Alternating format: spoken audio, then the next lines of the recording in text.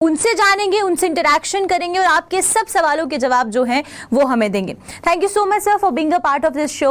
So sir, पहला मेरा सवाल जो है वो आपसे रहेगा थैलेसीमिया के रिगार्डिंग। थैलेसीमिया के बारे में बहुत कम लोग हैं जिन्हें पता है, और एक्चुअल में अगर हम लेमैन लैंग्वेज में बात करते हैं तो थैलेसीमिया है क्या, इसके बारे में आप पहले हमारे व्यूअर्स को बताएं। थैलेसीमिया एक तरह की खून की बीमारी है और ये इनहेरिटेड डिसऑर्डर है, यानी कि ये पेरेंट्स से बच्चों में पास ऑन होता है और इसमें हमेशा बच्चे को खून की कमी रहती है जी। तो होता यह है कि बेसिकली उसकी बॉडी में खून तो बन रहा होता है पर वो खून प्रॉपरली बन नहीं रहा होता है। जो उसमें हीमोग्लोबिन है वो डिफेक्टिव बनता है, उसकी वजह से जो आरबीसीज हैं, जो रेड ब्लड सेल हैं उसकी बॉडी में, उनका अपना पूरा लाइफ स्पैन नहीं हो पाता है और वो बहुत टाइम से पहले ही वो उनकी डिस्ट्रक्शन हो जाती है। तो खून बन रहा है, डिस्ट्रक्ट हो रहा है, साथ साथ बन रहा है, साथ साथ में ख़त्म हो रहा है और ये इसका जो है रेट बहुत ज़्यादा होने की वजह से जी खून की कमी रहती है। और इन बच्चों को जो है ये अपने सर्वाइवल के लिए उनको लाइफ लॉन्ग खून बार बार ट्रांसफ्यूजन, ब्लड ट्रांसफ्यूजन उनको लेना पड़ता है। तो इसके अलावा अगर कोई कहे कि भाई थैलेसीमिया की हम कैसे पता लगा सकते हैं, तो जो थैलेसीमिया मेजर है, जो मेनली जो उसको कहते हैं फुल ब्लोन जो डिसऑर्डर है, वो आमतौर पे उससे जो ग्रसित बच्चे होते हैं वो आमतौर पे 6 महीने के आसपास उनको खून की कमी होना शुरू हो जाती है और उनकी तिल्ली बढ़ना शुरू हो जाती है, उनका जिसे स्प्लीन कहते हैं और लीवर जिसको जिगर कहते हैं वो बढ़ना शुरू हो जाता है।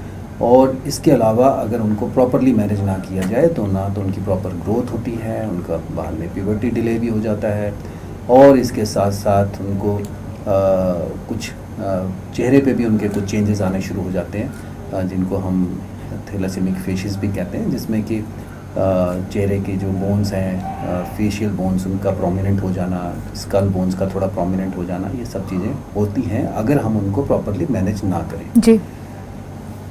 और इसके अलावा क्योंकि इन बच्चों को हमेशा खून की कमी रहती है, उनको बार बार खून चढ़ाना पड़ता है, तो ये दोनों कारणों की वजह से इन बच्चों में क्या होता है, आयरन डिपॉजिशन होना शुरू हो जाती है। और ये जो आयरन है ये उनकी बॉडी में इतना जब डिपॉजिट होना शुरू हो जाए और हम उसको निकालें ना, उसको निकालने के लिए उनको प्रॉपर दवाई ना करें, तो ये जो आयरन है ये शरीर के जो बड़े इंपॉर्टेंट अंग हैं जैसे लिवर हो गया, हार्ट हो गया, सबसे पहले इन पर अटैक करना शुरू करता है। यहाँ पे डिपॉजिट होता है और इनको इनमें प्रॉब्लम पैदा करना शुरू कर देता है। साथ ही साथ फिर अगर और थोड़ा हम ध्यान ना दें तो एंडोक्राइन ग्लैंड्स जो हैं जितने वो इफेक्ट होने लगते हैं, इसलिए इन बच्चों को डायबिटीज़ होने का खतरा भी रहता है। ग्रोथ प्रॉब्लम्स जैसे मैंने पहले बोला, प्यूबर्टल प्रॉब्लम्स, वो सब इन बच्चों में इसकी वजह से हो सकती हैं। तो इसलिए थैलेसीमिया मेजर का जो है प्रॉपर मैनेजमेंट बहुत ज़रूरी है। टाइम टू टाइम उनको खून चढ़ाया जाए ताकि उनका हीमोग्लोबिन हम 10 ग्राम से ऊपर रखें। इसके अलावा उनको जैसे ही उनका आयरन ओवरलोड 1000 नैनोग्राम पर ml से ऊपर जाना शुरू हो जाए तो हमने उनके लिए आयरन चिलेशन दवाइयाँ शुरू करनी होती हैं। वो आयरन चिलेशन दवाइयाँ जो होती हैं वो शरीर से आयरन को बाहर निकालने में मदद करती हैं जी।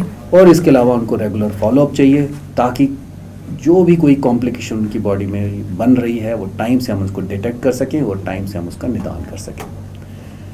इसके अलावा ये तो होगी थैलेसीमिया मेजर की बात। इसके अलावा एक और एंटिटी रहती है, वो थैलेसीमिया इंटरमीडिएट हम उसे कहते हैं, उसको आज की डेट में हम एनटीडीटी भी बोलते हैं, नॉन ट्रांसफ्यूजन डिपेंडेंट थैलेसीमिया। तो वो होते तो थैलेसीमिक हैं पर आमतौर पर उनको खून चढ़ाने की ज़रूरत नहीं पड़ती।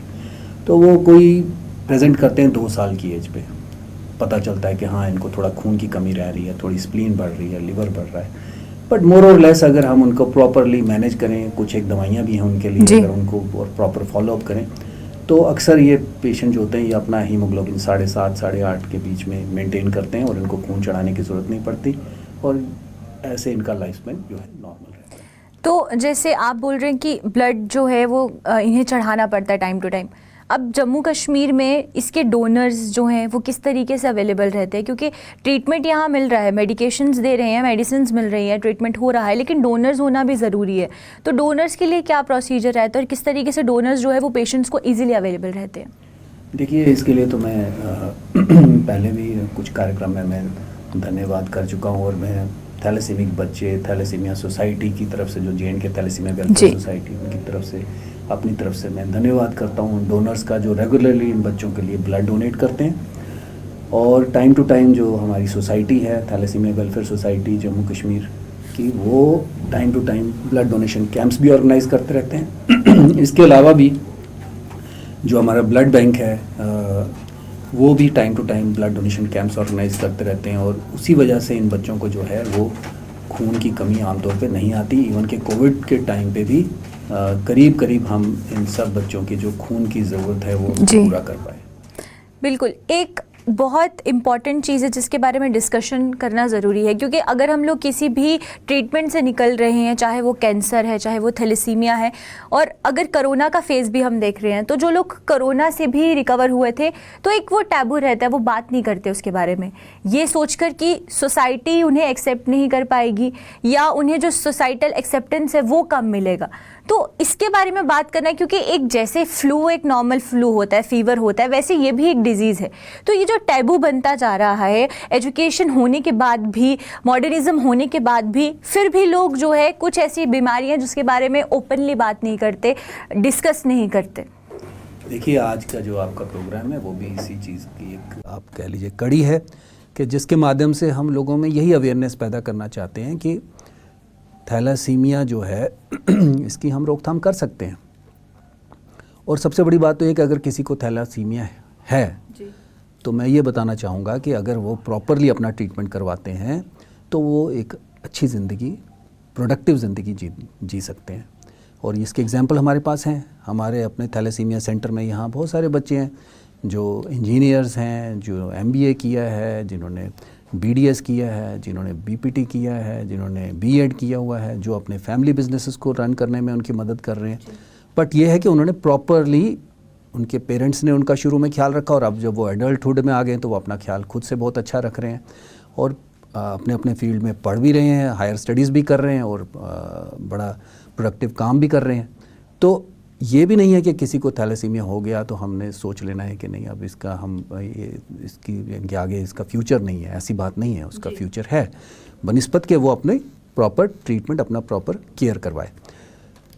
पर इससे ज़्यादा भी ज़रूरी जो आज की डेट में मैं समझता हूँ वो है कि हमें इसकी रोकथाम के बारे में बात करना बहुत ज़रूरी है, कि हम कैसे थैलेसीमिया की रोकथाम कर सकें, थैलेसीमिया के जो है कंट्रोल कर सकें। तो उसके लिए सबसे ज़्यादा ज़रूरी जो है इसमें, बेसिकली अगर हम जब प्रिवेंशन की बात करते हैं तो उसमें सबसे पहले जो बात आती है वो आती है कैरियर डिटेक्शन। तो कैरियर डिटेक्शन के लिए जो सबसे ज़्यादा ज़रूरी है वो है एजुकेशन, नॉलेज, इंफॉर्मेशन। तो उसके लिए जो इस तरह के प्रोग्राम हैं उनकी बहुत अहमियत है, और लोगों को, आम जनता में इस चीज़ का मैसेज स्प्रेड करना बड़ा ज़रूरी है कि थैलेसीमिया क्या है और थैलेसीमिया कैसे होता है जी। और हम इसकी रोकथाम भी कर सकते हैं। तो थैलेसीमिया जो है वो आमतौर पे तब होता है जब कभी 2 कैरियर की शादी हो जाए जी। दोनों कैरियर हैं, और दोनों कैरियर जो हैं वो बिल्कुल नॉर्मल होंगे, ज़िंदगी बिल्कुल नॉर्मल जिएंगे, उनको कोई प्रॉब्लम नहीं होती है, कोई सिम्टम नहीं होता है। हो सकता है हीमोग्लोबिन उनका 8-9 ग्राम के आसपास रहे, बट उसकी वजह से उनको कोई दिक्कत नहीं होती, वो बिल्कुल अपनी नॉर्मल ज़िंदगी जीते। इसलिए हम कैरियर को देख के नहीं पहचान सकते, क्लिनिकली ऐसे भी देख के हम पेशेंट को नहीं बोल सकते हाँ ये कैरियर है, जब तक कि वो अपना टेस्ट ना कराए। तो इसलिए यहाँ पे अहमियत हो जाती है इस चीज़ का नॉलेज होना और अपना कैरियर स्टेटस पता करना। तो कैरियर डिटेक्शन जो है वो बहुत एक इम्पॉर्टेंट स्टेप है। आइडियली तो सबको, स्पेशली मैरिज से पहले, अपना थैलेसीमिया कैरियर स्टेटस पता करना चाहिए, और अगर किसी को पता चलता है कि वो कैरियर है तो उसको कोशिश करनी चाहिए कि उसकी शादी दूसरे कैरियर से ना हो। इसके लिए ये भी किया जा सकता है कि जो स्क्रीनिंग है वो एडोलेसेंट स्टेज पे, जो जब बच्चे किशोर अवस्था में होते हैं तभी उनकी स्क्रीनिंग कर ली जाए, और उनका स्टेटस, हमें कैरियर स्टेटस हम पता कर लें। पर अगर वैसा नहीं हो सकता है तो एटलीस्ट मैरिज से पहले, पर मैरिज से पहले तभी हो पाएगा जब वो इन्फॉर्म्ड होंगे, जब उनको इस चीज़ की इन्फॉर्मेशन होगी कि हाँ ये क्या है और इससे क्या प्रॉब्लम हो सकती है। पर अगर बाय द वे किसी ने पहले स्क्रीनिंग नहीं कराई है तो फिर जो दूसरा तीसरा समझ लो सबसे इम्पॉर्टेंट जो पॉइंट है जब हम स्क्रीनिंग कर सकते हैं वो है जब मदर एंटीनेटल चेकअप के लिए आती है। जब वो अपने एंटीनेटल चेकअप के लिए पहले विज़िट में आती है, उसी विज़िट में हमें उसका स्क्रीनिंग करना चाहिए फॉर थैलेसीमिया कैरियर स्टेटस। उसके लिए सिंपल ब्लड टेस्ट हैं, कंप्लीट ब्लड काउंट कराने हैं, और अगर उसमें हमें कुछ शक पड़ जाए तो हम उसका HbA2 लेवल्स करा लेते हैं। HPLC एक HB इलेक्ट्रोफोरेसिस एक टेक्निक होती है, उससे हम उसका HbA2 लेवल देखते हैं। अगर वो 3.5 या उससे ज़्यादा आ रहा है तो हम समझते हैं कि हाँ जी ये माइनर है। तो अगर उस समय डिटेक्ट होता है थैलेसीमिया तो उसकी किस तरीके से ट्रीटमेंट होता है कि जो जेनेटिकली ये आगे ट्रांसफॉर्म जो है या ट्रांसमिशन इसकी बच्चे में ना हो, तो उस टाइम पे कैसे इसको हम कर सकते हैं? बस उसी बात पे मैं आने वाला था कि जब हमें पता चलता है कि ये मदर अब जो है जो हमारे पास चेकअप के लिए आई थी ये तो कैरियर है, तो फिर हम उनके हस्बैंड को बुलाते हैं और उनके हस्बैंड का टेस्ट करते हैं। तो अगर तो वो आए नॉर्मल तब तो कोई चिंता की बात नहीं है, फिर तो कोई इशू नहीं है। बट अगर वो भी कैरियर निकलते हैं तो फिर हम उनको काउंसल करते हैं, उनके साथ हम बैठ के डिस्कस करते हैं, उनको बताते हैं कि आने वाले जो आपका बच्चा है उसमें 25% चांस है कि उसको थैलेसीमिया मेजर हो सकता है।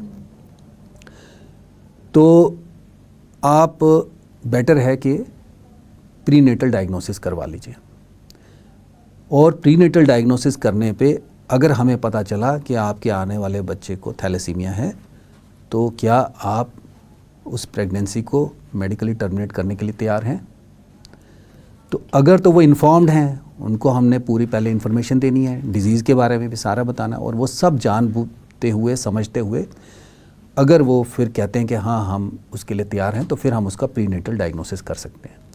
प्रीनेटल डायग्नोसिस जो है उसका प्रोसीजर्स हैं कुछ, उसमें उन प्रोसीजर्स के थ्रू हम जो गर्भवती माँ है उसके गर्भ से हम कुछ टिश्यू लेते हैं और उसकी जांच करते हैं, उसका DNA एनालिसिस करते हैं, जिससे हमें पता चल जाता है कि आने वाले बच्चे में थैलेसीमिया है कि नहीं है।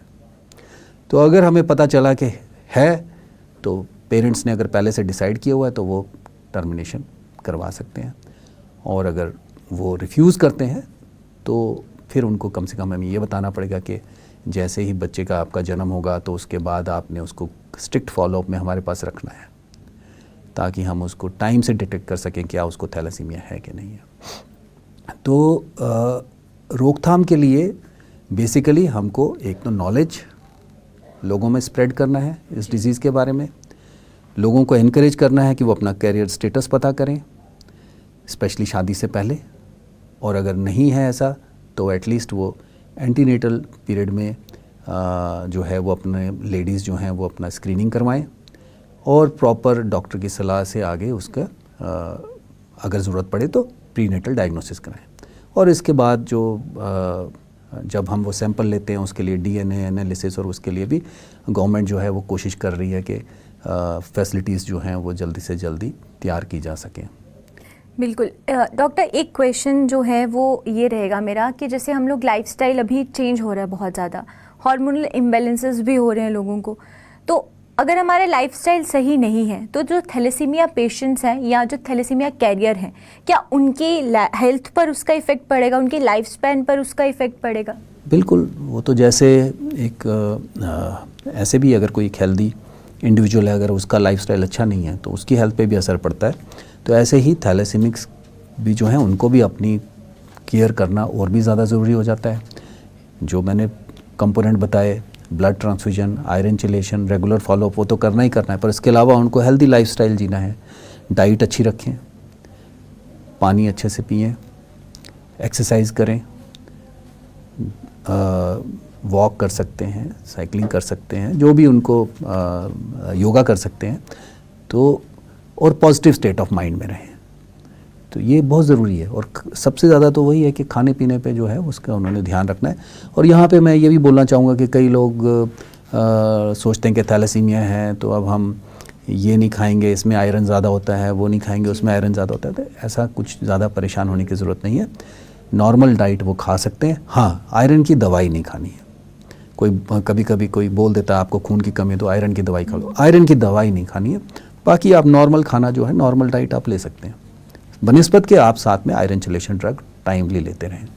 तो यहाँ जम्मू कश्मीर में इसका ट्रीटमेंट किस तरीके से होता है, क्योंकि हर कोई फाइनेंशियली साउंड नहीं रहता और अगर ट्रीटमेंट एक्सपेंसिव है तो उनके पास अल्टरनेट क्या है कि किस तरीके से वो ट्रीटमेंट का जो फाइनेंशियली बर्डन है उनके ऊपर वो उससे कूप अप कर सके। देखिए, जो जम्मू में, इनफैक्ट जम्मू एंड कश्मीर में अभी तक का जो इकलौता एक थैलेसीमिया डे केयर सेंटर है वो SMGS हॉस्पिटल में है। और यहाँ पे जो है बच्चों को free of cost blood transfusion दिया जाता है और ब्लड भी हम इनको लिक्विड डिप्लीटेड ब्लड देने की कोशिश करते हैं। लिक्विड डिप्लीटेड ब्लड वो होता है जिसमें से क्या WBCs हम निकाल लेते हैं ताकि इन बच्चों को रिएक्शंस ना हो, ब्लड रिएक्शंस ना हो और वो सेफ़ रहता है बच्चों के लिए। तो एक तो हम कोशिश करते हैं कि वही ब्लड इन बच्चों को दिया जाए और ये सब सर्विसेज फ्री ऑफ कॉस्ट है। इसके अलावा इनको जो आयरन चिलेशन ड्रग्स जिनकी मैं बात कर रहा था, जो अंदर से आयरन निकालने के काम करते हैं, वो सारी दवाइयाँ जो हैं वो इनको फ्री ऑफ कॉस्ट दी जाती हैं। इसके अलावा इनको कुछ और दवाइयों की ज़रूरत रहती है, जैसे कैल्शियम है, फॉलिक एसिड है, जिंक है, टाइम टू टाइम हम इनको सप्लीमेंटेशन देते रहते हैं, वो भी इनको फ्री ऑफ कॉस्ट मिलता है और हमारा रेगुलर फॉलोअप वहाँ पे चलता है इन बच्चों का। तो ये जो सारी जो सर्विसेज हैं ये इन बच्चों के लिए फ्री ऑफ कॉस्ट हैं और रेगुलर बेसिस पे हैं। और कुछ टेस्ट जैसे फेरिटिन टेस्ट कराना होता है time to time, CBC time to time कराना है इनका, वो सब LFTs, RFTs, हार्मोनल असेसमेंट्स, वो सब यहाँ पे इनको फ्री ऑफ कॉस्ट अवेलेबल हैं। एंडोक्राइनोलॉजी OPD हमारे डिपार्टमेंट में रिसेंटली शुरू हुई है, तो वहाँ इनका जो है एंडोक्राइनल चेकअप भी टाइम टू टाइम हम करवा रहे हैं।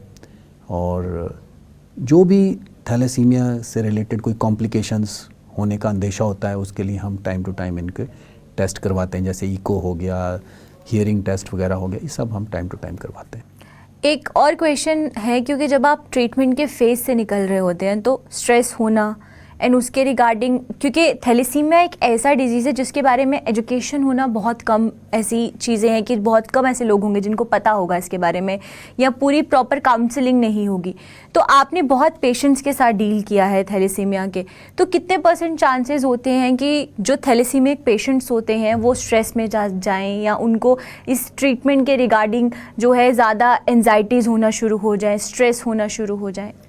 देखिए, जब तो शुरू में तो जब बच्चे बिल्कुल छोटे होते हैं तब तो उनको इस चीज़ का कोई एहसास नहीं होता है। सिर्फ वो ब्लड जब उनको हमें लगाना होता है, प्रिक देते हैं तो, या ब्लड टेस्ट के टाइम पे, उस समय वो थोड़ा रोते हैं, परेशान होते हैं। पर उसके बाद जब ब्लड चढ़ना शुरू होता है, फिर मैंने मैक्सिमम देखा है कि वो बच्चे बड़े नॉर्मल हो जाते हैं, प्लेफुल रहते हैं।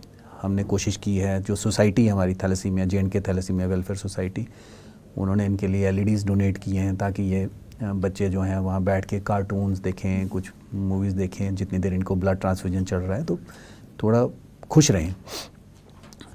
तो पर प्रॉब्लम डेफिनेटली जो आप कह रहे हो, प्रॉब्लम तब आती है जब बच्चा किशोर अवस्था में आ जाता है, जब टीन एज में पहुँचता है, जब थोड़ा थोड़ा वो समझने लगता है। और आपको पता है कि टीन एज में नॉर्मली भी हम जो बच्चे हैं वो रिबेलियन हो जाते हैं। वो थोड़ा सा हर चीज़ को क्वेश्चन करते हैं कि ऐसा क्यों, मुझे ही क्यों चढ़ाना है ब्लड, मुझे ही क्यों दवाई खानी है। तो वो एक फेज़ आता है जिस समय कि डेफिनेटली उस समय इनको हैंडल करना थोड़ा ज़्यादा मुश्किल होता है। तो पेरेंट्स भी कई बार मेरे साथ शेयर करते हैं, वो एक फेज़ रहता है। उसके बाद जब थोड़ा और एडल्टहुड की तरफ जाते हैं तो तब एंग्जाइटी भी होती है, क्योंकि ये बच्चे वेल इन्फॉर्म्ड हैं, इनको अपने डिज़ीज़ के बारे में भी पता है, उसकी कॉम्प्लिकेशंस के बारे में पता है। और कई बार मुझे इस बात पे अच्छा भी लगता है कि ये खुद पर्सनली आके मेरे से बात भी करते हैं, अपने ट्रीटिंग डॉक्टर से बात भी करते हैं और अपनी प्रॉब्लम जो है उसको टाइमली बताते भी हैं। और जो वो सोच रहे हैं, जिस चीज़ का उनको टेंशन हो, उसके लिए वो टाइमली आके डिस्कस भी कर लेते हैं। तो डेफिनेटली एंग्जाइटी फैक्टर एक स्टेज पे रहता है, बट टाइम के साथ धीरे धीरे जब वो इस चीज़ को समझ जाते हैं कि हमें कैसे अपने आप को हैंडल करना है और कैसे हमें टाइम टू टाइम ब्लड लेना है, दवाई टाइम से खानी है, और जब हम ऐसा करते हैं तो हम बिल्कुल ठीक रहते हैं। और सबसे बड़ी बात है कि जब ये अपने आगे पीछे अपने से बड़े बच्चों को देखते हैं कि वो अच्छा कर रहे हैं लाइफ में, एक अच्छा जीवन व्यतीत कर रहे हैं, तो उससे भी इनको एनकरेजमेंट मिलती है। और एक और अच्छी बात है कि अब तो रिसेंटली हमारे थैलेसीमिक बच्चों की जो है मैरिज भी जो है वो भी शुरू हो गई है। हमारे अपने ही सेंटर से कुछ बच्चों की मैरिज हुई है, तो वो एक और एडिशनल जिसे कहते हैं कि उनके लिए एक राहत की बात होती है कि हाँ, हम एक नॉर्मल ज़िंदगी जिएंगे। एक बहुत रेपिटेटिव क्वेश्चंस आते हैं जब भी आप ट्रीटमेंट के लिए जाते हैं, किसी भी डिजीज़ के बारे में हो, तो एक्सपेंस के रिगार्डिंग होता है कि कितना एक्सपेंस आएगा अगर हम एक पूरे ट्रीटमेंट के फेज़ से निकल रहे हैं। तो अगर एक थैलेसीमिक पेशेंट है तो उसके ट्रीटमेंट पे अप्रॉक्सीमेट अगर हम एस्टिमेशन लगाकर चलते हैं तो कितना एक्सपेंस जो है वो होगा? देखिए, अगर तो ब्लड ट्रांसफ्यूजन सर्विसेज और ड्रग्स की बात करें तो डेफिनेटली सारा कुछ अगर खुद से करना हो तो डेफिनेटली एक्सपेंसिव है। पर ये अच्छी बात है कि यहाँ पे हम ये सब चीज़ें जो सर्विसेज हैं गवर्नमेंट हमें फ्री ऑफ कॉस्ट प्रोवाइड कर रही है। हाँ, पर अगर हम बात करें डेफिनेटिव डायग्नोसिस की कि परमानेंट क्योर क्या है, तो वो है बोन मैरो ट्रांसप्लांटेशन, या आने वाले टाइम में हो सकता है जीन थेरेपी भी आ जाए, जिस पे काफ़ी काम चल रहा है।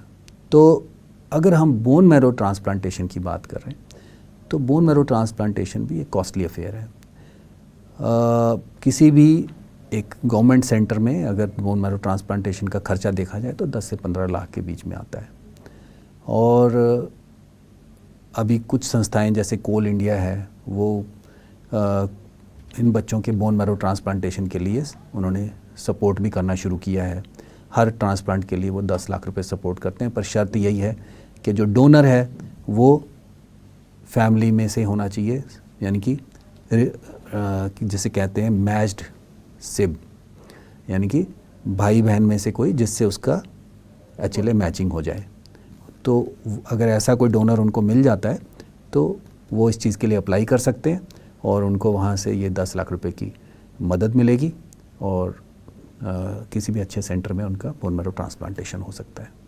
बिल्कुल, एक लास्ट मैसेज जो है वो मैं ज़रूर लेना चाहूँगी आपसे, क्योंकि थैलेसीमिया डे है और आप थैलेसीमिया पर कितने सालों से जो पेशेंट्स के साथ डील कर रहे हैं और ख़ासकर उनके साथ काउंसलिंग करना भी टाइम टू टाइम उनकी ज़रूरी होती है। तो एक छोटा सा मैसेज जो है आप हमारे व्यूअर्स के लिए दें। व्यूअर्स को तो मैं यही मैसेज देना चाहूँगा कि एक तो जो बच्चे इस समय कॉलेज में हैं, जो इस समय अपने या जैसे कह लीजिए जो अपने एडोलेसेंस में है, मैं उनके पेरेंट्स को बोलूँगा कि एटलीस्ट वो अपने बच्चों की स्क्रीनिंग करवाएं, उनका कैरियर स्टेटस पता करें और उसको छुपाएं ना, उससे शर्म ना करें। क्योंकि एक थैलेसीमिया कैरियर जो होता है, जो वो बिल्कुल नॉर्मली ज़िंदगी जीता है, उसको कोई दिक्कत नहीं होती, कोई तकलीफ़ नहीं होती है। सिर्फ खतरा यही होता है कि अगर उसका किसी कैरियर के साथ विवाह हो जाए तो उसके आने वाले बच्चों में ये थैलेसीमिया मेजर हो सकता है।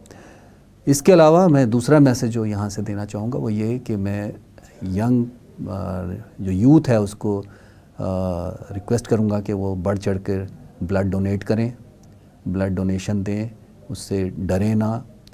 ब्लड डोनेट करने से हमें कोई कमज़ोरी नहीं होती है, उल्टा हमारे एक तरह से हमारी बोन मैरो रीजुविनेट हो जाती है और अच्छे से ब्लड बनाना शुरू कर देती है। और ब्लड देने के कुछ ही देर बाद जो है ब्लड वॉल्यूम तो साथ ही साथ पूरा हो जाता है। तो ये जो ब्लड डोनेशन है ये इन बच्चों के लिए जीवन दान है, ये महादान है। इसको बढ़ चढ़ कर करें। और जो लोग पहले से कर रहे हैं ब्लड डोनेट रेगुलरली और वॉलंटियरली बच्चों के लिए, मैं उनके लिए को इन बच्चों की तरफ से, सोसाइटी की तरफ से, thalassemia J and K thalassemia welfare society की तरफ से और अपनी तरफ से बहुत बहुत धन्यवाद करता हूँ।